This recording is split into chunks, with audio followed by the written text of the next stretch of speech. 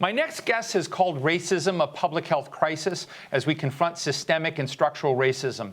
What tools can be deployed at the policy level to end these inequities? Jeffrey Sánchez is a former Massachusetts state representative and a lecturer at the Harvard Chan School of Public Health. Welcome, Jeffrey. I want to pick a bone with you for a second because you wrote this great op-ed, powerful op-ed in the Washington Post. Racism is killing black people. It's sickening them, too. I wish we'd had it in the Hill. So when you do the next one of that, think of us, OK? I want to run it in our shop. But I want to get right down to it, because this is, we've been talking about health, COVID, a lot of this others. But, as Lena Wen said earlier, we can basically talk about the inequities. What do we do to begin addressing systemic racism and its consequences in a real way? Well, first of all, thanks a lot for having me on. And, I'd like to take full credit, but I'm lucky. We have a dean at the Harvard School of T.H. Chan School of Public Health that is so committed. And we did this together to essentially tell folks this is a wake-up call for us, because we've been talking about the social determinants of health and disparities for over 150 years. Right. Because the communities in which Black people and Latinos live in the United States are broken. Racism killed George Floyd. I can't breathe is real in Black and Latino communities. Black and Hispanic kids are sitting out basketball games because of asthma. Their parents can't breathe because of the higher than average hypertension because of overcrowded buses, bad working conditions, lead in the water like in Flint, housing conditions, gentrification that make unaffordable neighborhoods across America. So COVID-19 essentially just furthered those foundational cracks within the system that we knew. We're not surprised. It's nothing new. And in looking at what other countries have done and how they've handled it, the public health community remains shocked that we in this nation, we should really take a look at certain things. Like, in Senegal, many sub-Saharan countries, this sub-Saharan country, had an informal economy, making quarantines both logistically difficult and economically devastating. The entire country had just 86 intensive care unit beds at the start of the pandemic. Nevertheless, within weeks of the global pandemic, local officials established 78 field offices, dispatched contract tracing teams that worked, and allocated $160 million to the program. And as of a month ago, Senegal just had 47 deaths. Now, let's look at Pennsylvania, an incredibly beautiful state with incredible resources and so many people that are committed to so many good things in that community.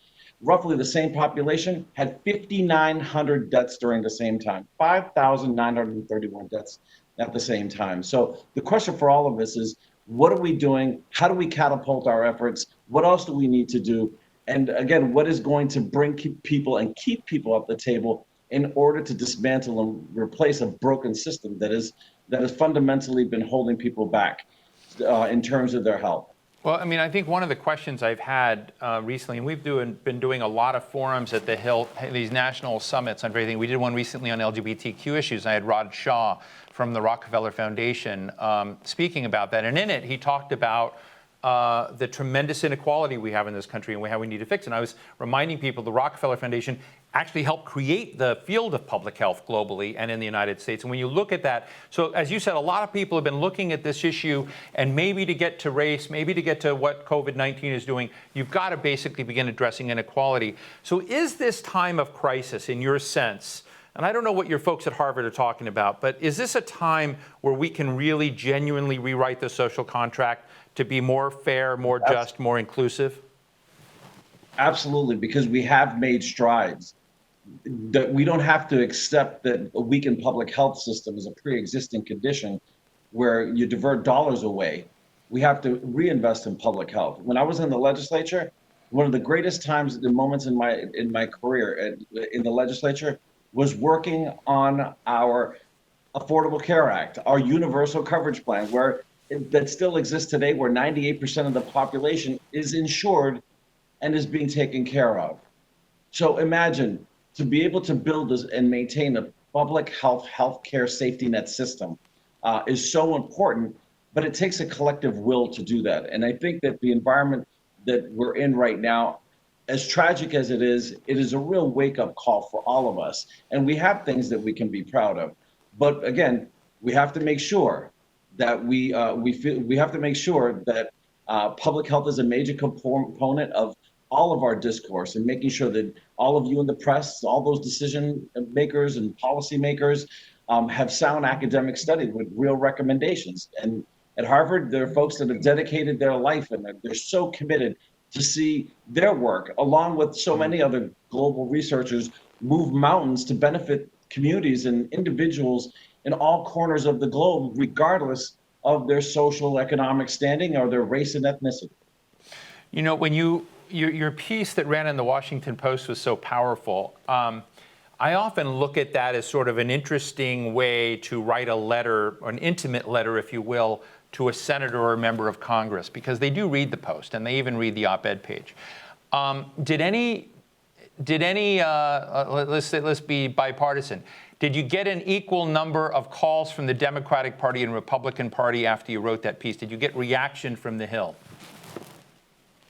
Not from Washington. Locally, yes, but remember, So you wrote a piece on we structural have a chorus racism. in Massachusetts. So you wrote a piece on structural racism in the Washington Post, and you didn't get reactions from members of Congress. I'm surprised.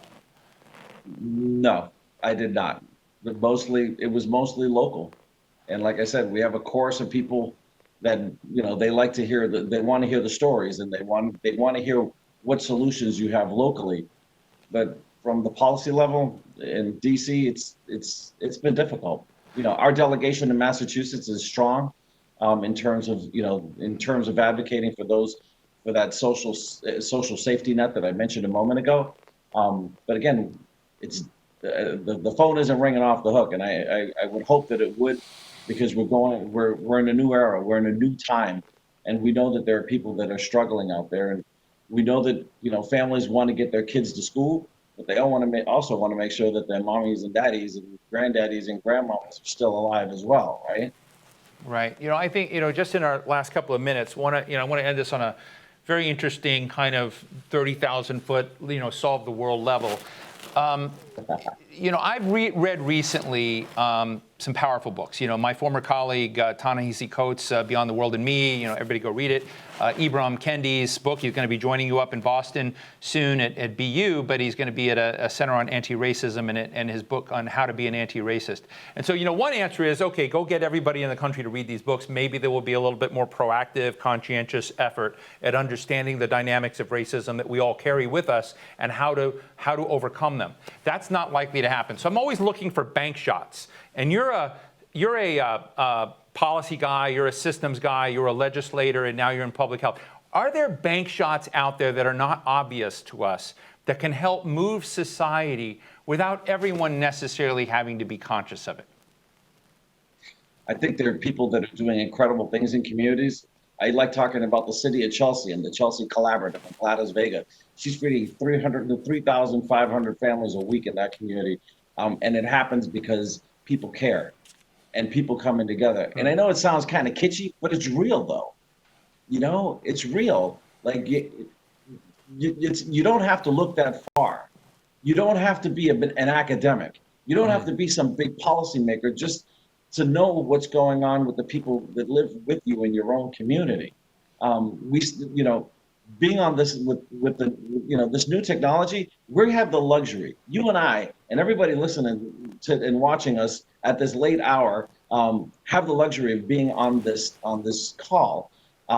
There's a lot of people that don't have this technology available to them in this day and age. So I say let's focus and understand where people are at and where they live, so that we can make those changes. And yes, it's happening out there. It's just they're in small places. They're in small places, but they make a big impact in the communities that they're in.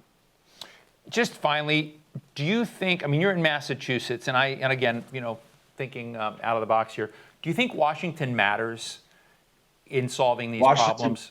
Absolutely.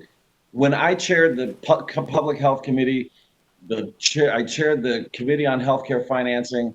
When I chaired the Ways and Means Committee, we were constantly looking at those clouds that were coming right at us from DC. When you talk about block granting Medicaid, when you talk about rescinding dollars to the Affordable Care Act, when you talk about reducing, when you talk about changing formulas relative to education formulas in schools across the nation, um, state legislatures, governors, mayors, city councilors, aldermen, everybody looks at DC. It's where it happens. And in my 20 years in this, I've noticed there are more people that are going to DC than I've ever seen or heard ever. We really depend on it, and on what comes out of there relative to laws and also the resources.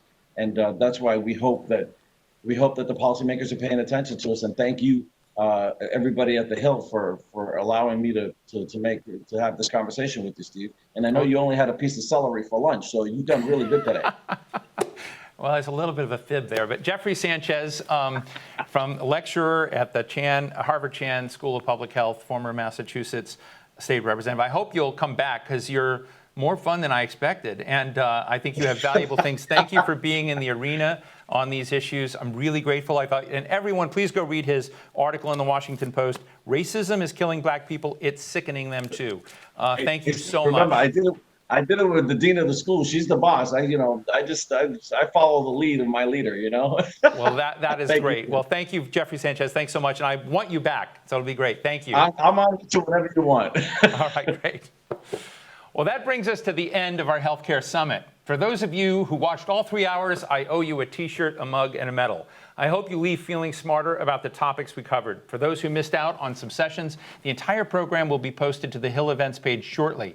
Be a little bit patient with that. I'd like to thank Biosimilars Forum for their support of today's program, and a big shout out to all of you attendees as well, and to those people who emailed and sent questions and videoed questions. Thank you very much. We thank you for watching, and as we end the program, please continue to take all necessary precautions to keep the virus at bay, including wearing masks in public. I am Steve Clemons of the Hill, signing off.